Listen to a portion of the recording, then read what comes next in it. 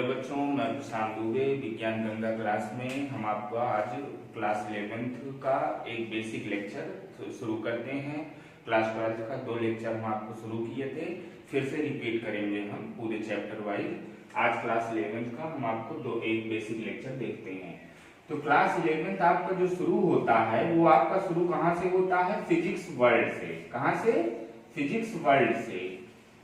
Physics world से।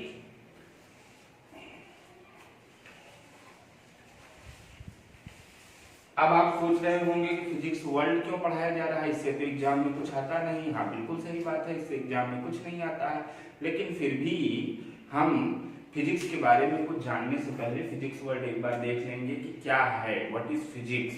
क्या question क्या बना? What is physics. What is physics. Physics है क्या? What is physics. तो व्हाट इज फिजिक्स जब होगा तो फिजिक्स में क्या होता है ये आप देख लीजिए। फिजिक्स क्या होता है? It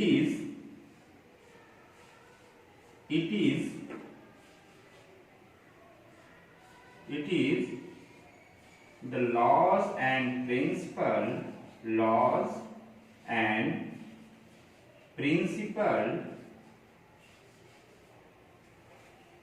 principal that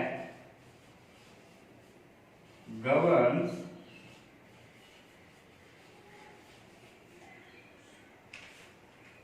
the universe.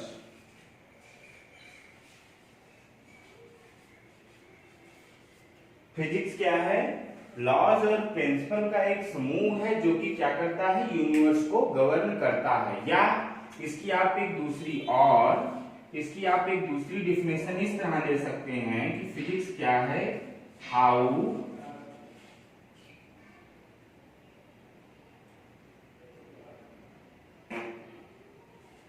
Who and predict the future means आप क्या समझे? How and who predict the future. ये आपको पहली बात आप जान लीजिए कि फिजिक्स क्या है। It is the laws and principle that govern the universe. ये प्रिंसिपल और लॉज, जो नियम का और सिद्धांतों का एक समूह है जो कि क्या करता है? जो कि पूरे ब्रह्मांड को क्या करता है? गवर्न करता है, पूरे ब्रह्मांड को स्वचालित करता है। और दूसरी चीज क्या है फिजिक्स? How who. फिजिक्स है क्या? फिजिक्स होता क्या है? और ये इसका हम भविष्य में यूज कैसे करते हैं। अब देखिए आप इसको कैसे जानेंगे।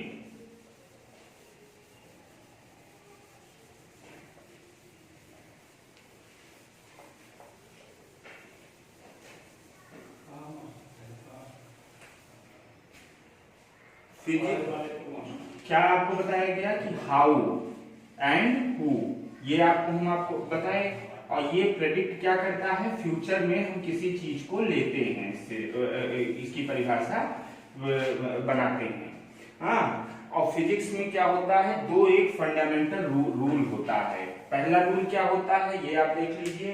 पहला रूल होता है यूनिफॉर्म, और दूसरा क्या होता है? रिडक्शन। पहला यूनिफॉर्म, दूसरा रिडक्शन। अब आपको हम बता रहे हैं कि यूनिफॉर्म कैसे होता है। आप लोग दो चीज देखे होंगे जिसमें आपने क्या देखा होगा? एक मैक्सवेल को आपने पढ़ा होगा 9th में 10th में। हाँ, या नहीं भी पढ़ा होगा तो आपने बेसिक अगर फिजिक्स जब से आप पढ़ते होंगे तो आप मैक्सवेल के बारे में पढ़े होंगे। हाँ, तो मैक्सवेल जो थे, मैक्सवेल ने 4 इक्वेशन दिया था। कितना? मैक्सवेल एक साइंटिस्ट थे या फिजिशियन थे, उन्होंने क्या दिया था? 4 इक्वेशन दिया था। ठीक है, 4 इक्वेशन दिया था। तो उनका जो पहला इक्वेशन था, वो पहला इक्वेशन उनका क्या था? पहला इक्वेशन था इलेक्ट्रोस्टैटिक्स के बारे में था। पहले इक्वेशन से इलेक्ट्रोस्टैटिक्स आप दोहरा सकते थे। दूसरा जो इक्वेशन था वो इलेक्ट्रोडायनेमिक्स था। उनका क्या था? इलेक्ट्रोडायनेमिक्स था। तीसरा इक्वेशन जो था उनका क्या था, इलेक्ट्रोमैग्नेटिक था, इलेक्ट्रोमैग्नेटिक था। और चौथा जो था वो इलेक्ट्रोमैग्नेटिक वेव था। ठीक है, ये मैक्सवेल के 4 इक्वेशन यही थे, पहला इलेक्ट्रोस्टैटिक, दूसरा इलेक्ट्रोडायनेमिक्स, तीसरा इलेक्ट्रोमैग्नेटिक, चौथा इलेक्ट्रोमैग्नेटिक वेव।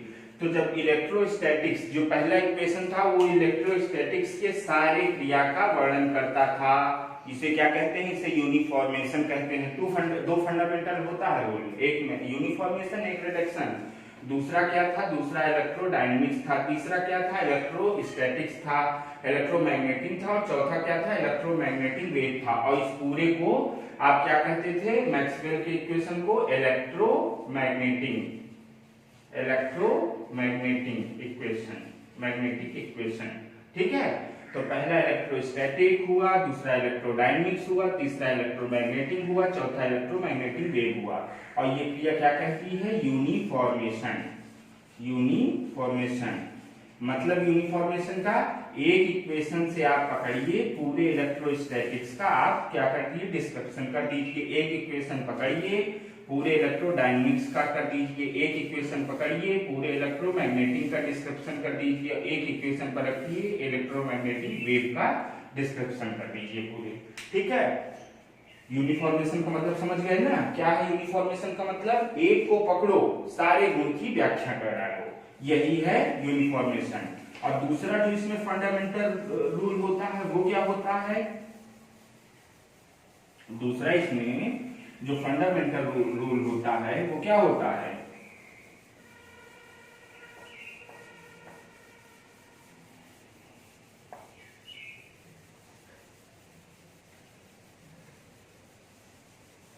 रिडक्शन। दूसरा जो इसमें रूल होता है वो रिडक्शन होता है। रिडक्शन कैसे होता है ये देख लीजिए। जैसे आपने क्या पकड़ा, रिडक्शन में आपने क्या पकड़ा, जनरेटर आपने देखा। तो जनरेटर आपने देखा, तो अगर जनरेटर आपने देखा और जनरेटर के बारे में आप जानने की कोशिश किए तो आप यही जाने कि जनरेटर ऐसे चलता है। जनरेटर में विद्युत वो करंट वो सप्लाई करो, डीसी करंट चलती है जिससे लाइट जलती है। जब लाइट एसी करंट खत्म हो जाता है, लाइट कट जाती है तो हाँ। लेकिन आपने जनरेटर के एक एक पार्ट को अलग अलग तोड़ा, तो जब एक एक पार्ट का अलग अलग आपने अध्ययन किया और पूरा जनरेटर के पास डायोड का अलग अध्ययन किया, अन्य चीजों का अलग अध्ययन किया, उसके बाद आपने उससे पूरे जनरेटर का अध्ययन किया, तो ये रिडक्शन हुआ। यानी एक एक पॉइंट का अलग अलग अध्ययन, उसके बाद सब मिलाकर सीधे पूरे जनरेटर का अध्ययन, ये रिडक्शन हुआ। और यूनिफॉर्मेशन हमने आपको बताया है, एक चीज मिल गया उससे आपने सब चीज का अध्ययन कर डाला, वो होता है यूनिफॉर्मेशन। तो ये दो फंडामेंटल रूल होते हैं फिजिक्स के। किसके, फिजिक्स के।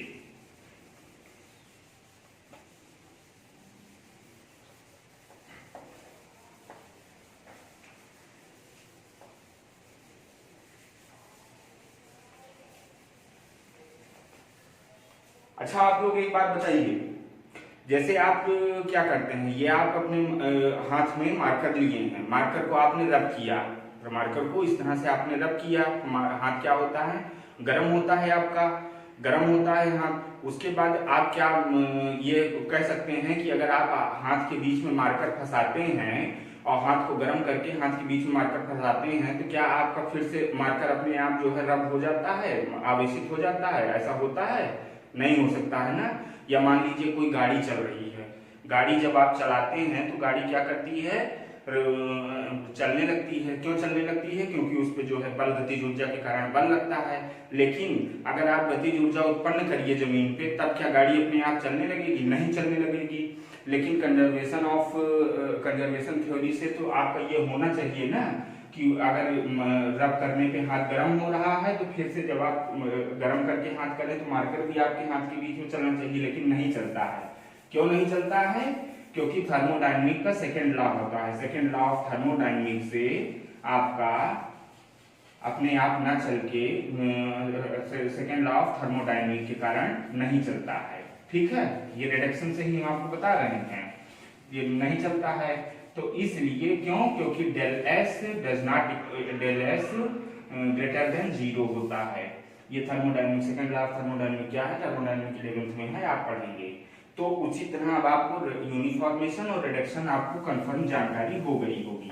ये लेक्चर हम पूरा खत्म कर दे रहे हैं ताकि कल से हम आपका डायमेंशन शुरू करें, इसलिए आप ये लेक्चर पूरा देख लीजिए।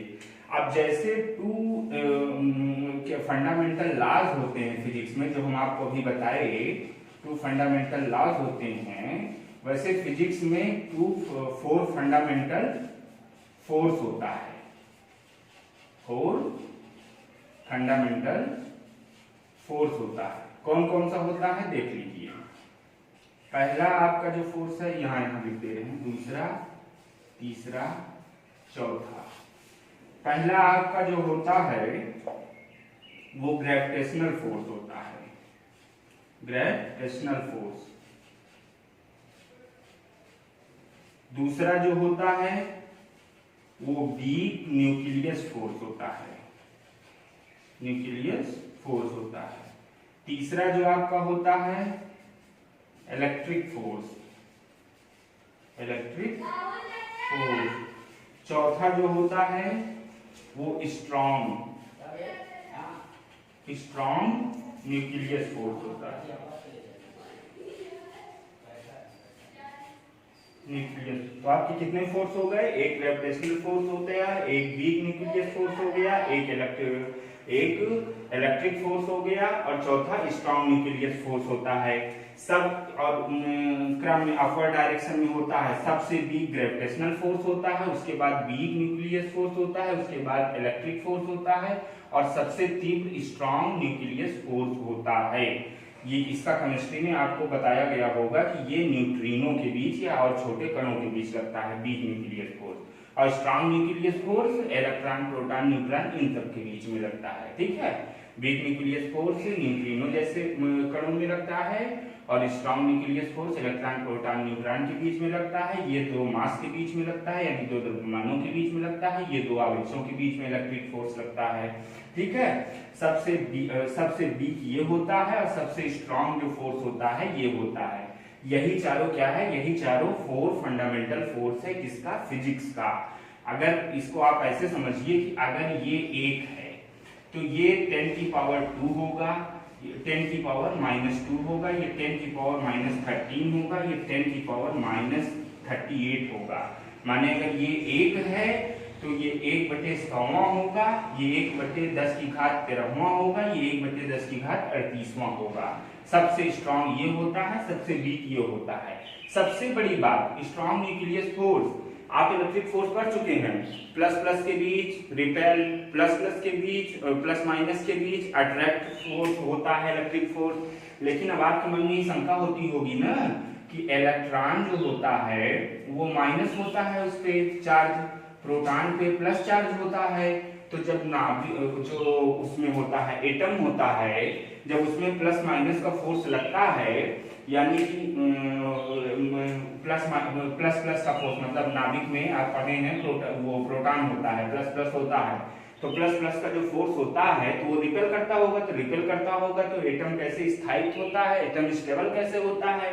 तो आप ये जानिए कि ये इलेक्ट्रिक फोर्स प्लस प्लस का लगता है इसके नाभिक के अंदर, लेकिन यही स्ट्रॉन्ग न्यूक्लियस फोर्स है जो उसको बांधे रखता है, जिसके कारण कोई एटम जो है वो होता है स्टेबल होता है। एटम क्या होता है, स्टेबल होता है, एटम टूटता नहीं है। ठीक है, तो वो किस फोर्स के कारण बांधे रहता है, क्योंकि इलेक्ट्रिक फोर्स तो प्लस प्लस यानी रिपेल होता है नाभिक के अंदर, तो ये स्ट्रॉन्ग न्यूक्लियस फोर्स के कारण ही वो होता है, बंधा रहता है एटम।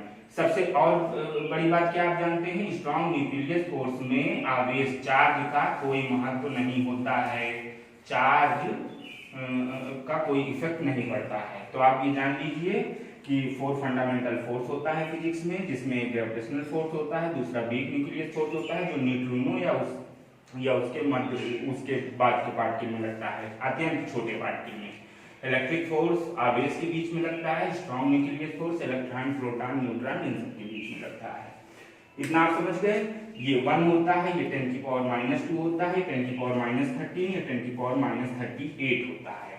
तो आपने 2 फंडामेंटल लॉज कौन कौन सा, यूनिफॉर्मेशन और रिडक्शन पढ़ लिया जो फिजिक्स में होता है। 4 फंडामेंटल फोर्स होता है, gravitational force, weak nucleus force, electric force, strong nucleus force. ये अगर 8 है तो ये 10 की घात -2 होगा, ये 10 की घात -13 होगा, ये 10 की घात -38 होगा। सबसे वीक फोर्स कौन होता है, ग्रेविटेशनल फोर्स होता है, और सबसे स्ट्रॉन्ग फोर्स कौन सा होता है, न्यूक्लियस, स्ट्रॉन्ग न्यूक्लियस फोर्स सबसे स्ट्रॉन्ग फोर्स होता है। तो आप इतना चीज पढ़ लिए हैं। अब आपको कल से यानी टुमारो हम आपको डायमेंशन से शुरू करेंगे पढ़ाना। अगर चैप्टर समझ में आया हो तो लाइक करिएगा, लाइक करने के साथ कमेंट करके हमको बताइएगा भी जहां प्रॉब्लम हो रही हो, और अगर ना पसंद आया हो तो डिसलाइक करिएगा, और ये भी हमको कमेंट करके बताइएगा कि हाँ नहीं पसंद में आएगा। जय हिंद।